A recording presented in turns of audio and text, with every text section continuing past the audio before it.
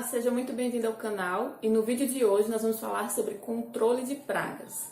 Bom, e para isso nós vamos utilizar a RDC 216, doar supermercados, restaurantes, padarias, pastelarias, lanchonetes, enfim, qualquer estabelecimento que trabalhe com a manipulação de alimentos. E aí, tomando como base as orientações da RDC 216, né, a gente começa falando um pouco sobre a importância do controle integrado de pragas. As pragas, normalmente, elas vão surgir em estabelecimentos que manipulam alimentos, principalmente aqueles localizados em áreas urbanas, né? Geralmente essas pragas são baratas, ratos, escorpiões, formigas, e qualquer estabelecimento que trabalhe com manipulação de alimentos, ele precisa tomar ações que sejam eficazes no combate dessas pragas. Para isso, né, nós utilizamos algumas medidas, que são medidas de contenção física, e quando elas não são suficientes, você pode optar pela utilização de um serviço de empresa especializada. E referindo-se aos cuidados físicos que você pode tomar na sua unidade, que cuidados seriam esses? Você pode utilizar, você tem que estar atento para que você evite o que nós chamamos de 4 As, que seria acesso, abrigo, alimento e água. O que seria o acesso, né? Você vai na sua unidade de processamento de alimentos, você vai olhar para a sua estrutura física e vai observar quais são os pontos que provavelmente possam estar facilitando o acesso de pragas até a parte interior do seu estabelecimento. Geralmente isso está relacionado a portas, né, um espaço muito grande entre a porta e o piso, janelas que não têm a proteção com telas. Então, como que é resolvido isso? As portas, a orientação é que elas sejam ajustadas ao batente, e quando isso não for possível, você pode utilizar aquelas estruturas de veda-porta. Em relação às janelas, né, recomenda-se que você utilize telas nessas janelas, até para que você possa, ao longo do dia, você deixar essas janelas abertas, até mesmo as portas, se você utilizar a tela, você pode deixar aberta para facilitar aí a circulação de ar. Lembrando que não só apenas as janelas e as portas, mas também qualquer ambiente aberto que tenha um contato da parte interior e da parte exterior, ele precisa ser protegido com tela. A tela, ela vai impedir a passagem de alguns insetos, né? Como baratas, moscas, o próprio rato também, o roedor, né? A tela também, ela inibe a passagem desse tipo de praga. E aí, saindo da parte de acesso para abrigo, quais são as orientações em relação a esse tópico, né? Na sua unidade de manipulação de alimentos, você precisa verificar se existe a presença de objetos ou equipamentos em desuso. Geralmente, isso está relacionado a equipamentos que por algum motivo apresentam falha e eles não estão sendo utilizados, mas você ainda tem a intenção, né? Ou o dono do estabelecimento ainda tem a intenção de consertar esse equipamento, e por isso ele acaba ficando ali no ambiente de manipulação de alimentos. Porém, por ser um equipamento que ele não está funcionando, está em desuso, naturalmente existe uma tendência do colaborador ele não fazer a higienização desse equipamento. E é onde justamente as pragas começam a se desenvolver, né? Porque não existe movimentação naquele ambiente especificamente. Não só equipamentos, mas também utensílios que ficam encostados, né, em alguns ambientes, em prateleiras, geralmente nas prateleiras mais altas.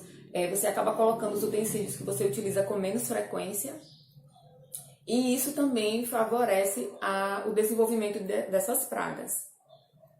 E aí, falando um pouco sobre alimento, né, quais são os cuidados que você pode tomar para evitar que tenha alimentos disponíveis para as pragas? Parece até um pouco controverso, né? Ambiente de manipulação de alimento vai ter alimento. Mas quando a gente está falando aqui de alimento, né, de evitar o acesso das pragas ao alimento, está se referindo a resíduos de alimentos que geralmente estão presentes no setor de manipulação de alimentos.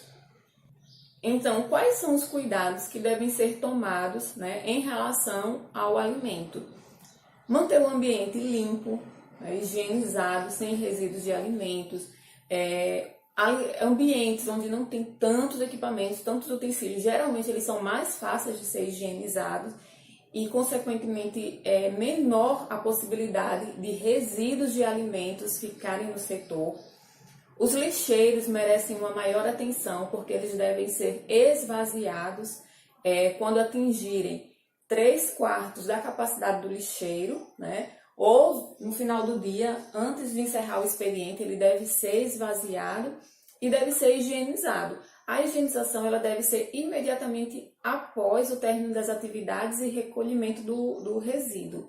Você não pode deixar a lixeira para ser higienizada no dia seguinte, porque isso vai facilitar a proliferação de insetos, né, de pragas naquele ambiente.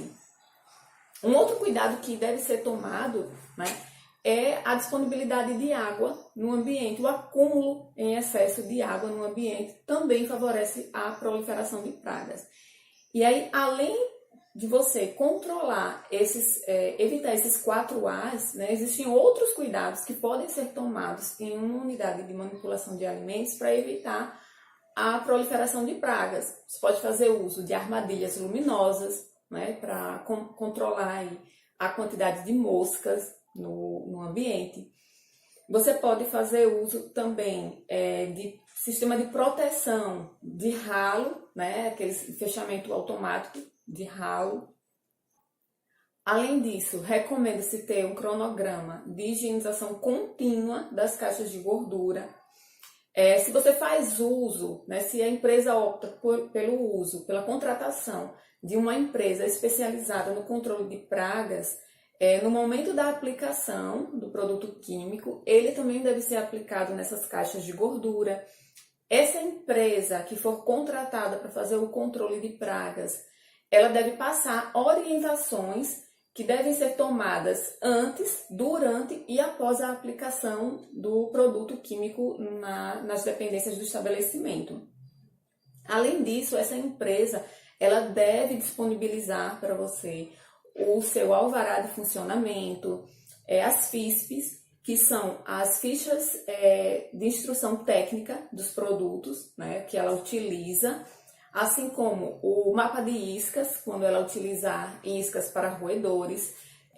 Além disso, a empresa ela deve disponibilizar uma planilha de controle de pragas para o estabelecimento, mas se o estabelecimento entender que essa planilha não atende às suas necessidades, nada impede que o consultor ou o responsável pela pasta da qualidade elabore uma planilha específica, né, de acordo com as características do estabelecimento, se assim ele julgar que vai ser melhor interpretada pelos colaboradores, de fácil utilização, porque quem vai preencher essas planilhas em cada setor, né, essa planilha de controle de pragas, é o próprio colaborador. Então, toda vez que o colaborador ele verificar, né, a presença de uma praga, de um inseto ali, ele vai sinalizar na planilha de controle de pragas.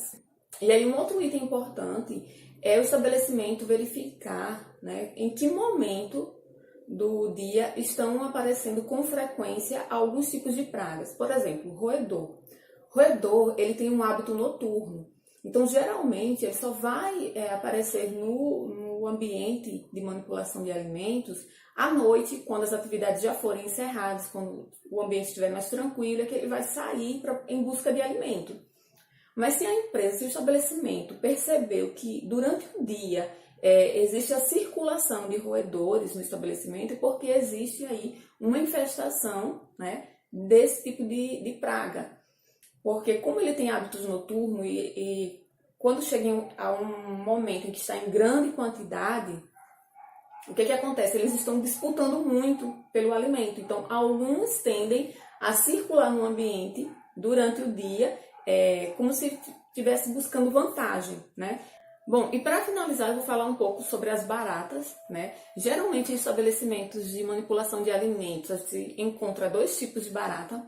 Uma é a cascuda, barata de esgoto, né? Barata cascuda ou de esgoto, que é aquela maior.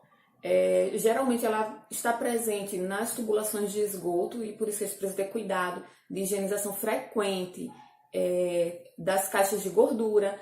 A empresa que vai fazer o controle de pragas, ela precisa aplicar o produto nessas caixas de gordura, né? Dentro do ambiente de manipulação não pode haver caixas de gordura, porque isso facilita o acesso dessas pragas aos setores. E esse tem aí o outro tipo de praga, de barata, que é aquela menorzinha que as pessoas conhecem como barata francesinha, né? Ou Blatella germanica. Essa barata, ela é um pouco mais difícil de você controlar uma infestação, porque ela se desenvolve muito rápido e por ela ser pequena, ela consegue se desenvolver absolutamente em qualquer local do setor, né? Dentro de uma tomada, dentro do motor de um liquidificador, dentro de um motor, de uma batedeira. Então, existem N possibilidades para que essas baratas encontrem abrigo e se desenvolvam nesse local. Geralmente, né, a presença dessas baratas, das baratas francesinhas, elas estão relacionadas à embalagem de alimentos no setor. Quando é feito o recebimento de mercadorias, principalmente mercadorias em embalagens de papelão, existe uma grande possibilidade dessas baratas chegarem até o seu estabelecimento. Então, geralmente, já existe uma infestação lá na distribuidora e quando esse produto ele é entregue no estabelecimento, acaba trazendo o foco desse tipo de barata. Então, o que é que se recomenda? Né? Que os alimentos eles sejam armazenados fora das embalagens de papelão. Caixas de ovos também são muito propícios, né, a aparecerem as baratas francesinhas, virem juntos com essas caixas de ovos. Caixas onde chegam os hortifrutis também, é muito comum a gente encontrar esse tipo de barata. Então, esses são os cuidados que você precisa ter na sua unidade, né, no seu estabelecimento, para evitar a proliferação desses tipos de pragas.